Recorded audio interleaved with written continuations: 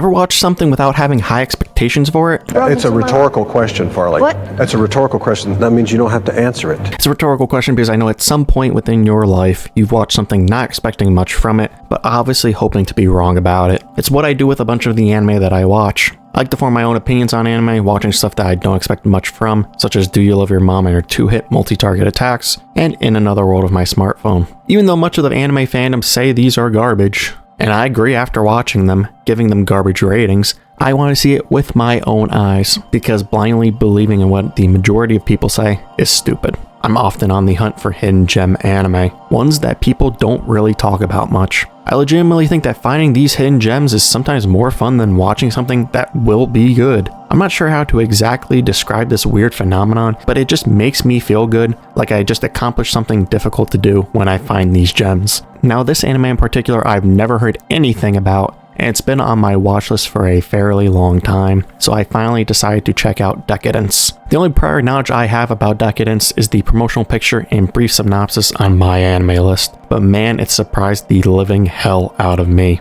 It's an anime original that has a good plot, characters, action sequences, and it includes a quite interesting twist, all within 12 episodes. Set in the future, creatures named Godal arose, becoming a threat to humanity, wiping out most of the population. Godal are these weird alien-like creatures that come in various shapes and sizes, and possess a variety of abilities. The last surviving humans on Earth struggle living within a giant mobile fortress named Deca-Dence. Humans harvest the blood of the Godal to help fuel this giant fortress. Within Deca-Dence, there are two groups of people: Gears, which are warriors who live on the upper floors, and Tankers, which are humans. Besides a small group of Tankers who are willing to risk their lives fighting, most humans are content with providing support from the back lines. You follow Natsume, a cheerful, bubbly human girl who's one of the few humans willing to fight on the front lines, despite the fact she has a prosthetic arm. She wants to change not only herself, but the situation she was dealt. A seemingly never-ending war with the Godal. Jobs are given on Deca-Dence, not chosen, and unfortunately her request to join the front lines was denied. She's given a cleaning job where she meets Kaburagi, her boss.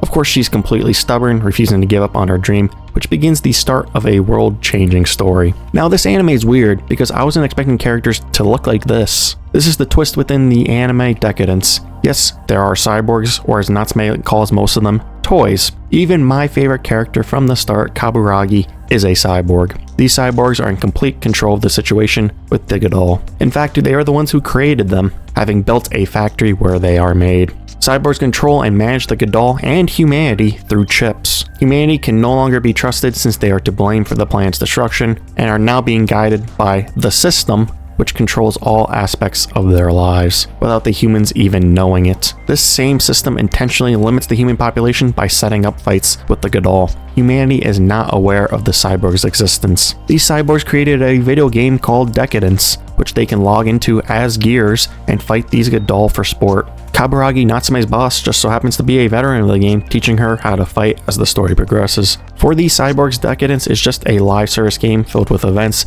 and is a great time dealing with zero consequences upon death, while for humanity, every day is about survival. Cyborgs feel nothing for humans. In fact, throughout much of the anime, you see them being completely apathetic to human death. The Gears, aka cyborg players, rejoice during victories, while humans suffer. Humans have zero clue of the existence of these cyborgs, and that these same cyborgs created the Godal for their amusement. You really should kiss my ass. The world must be free from bugs. It's a quote that you hear constantly throughout Deca-Dence. Think of bugs like glitches within a video game. Despite the fact that some glitches within games are fun, as a game developer, you do not want them. Bugs represent an unknown variable.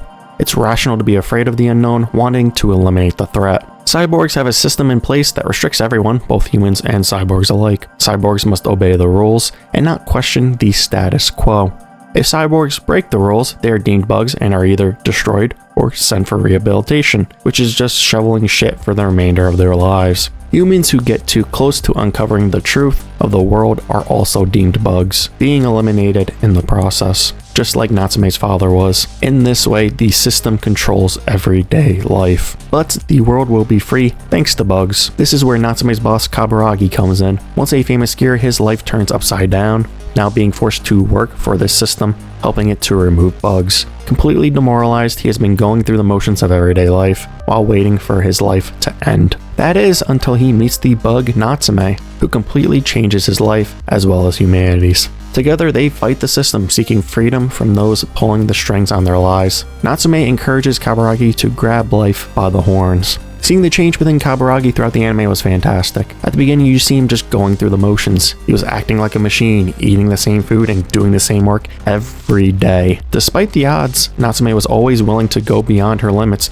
to try to change. Natsume's stubbornness, along with her hopefulness, inspires Kaburagi to change himself. He starts doing things that his friends never expected him to do. He embraces becoming a bug even to the point of willingly sacrificing his own life to save humanity. Seeing the father-daughter dynamic between Natsume and Kaburagi with that mixture of respect, admiration, and sense of pride both of them had for each other was wonderful.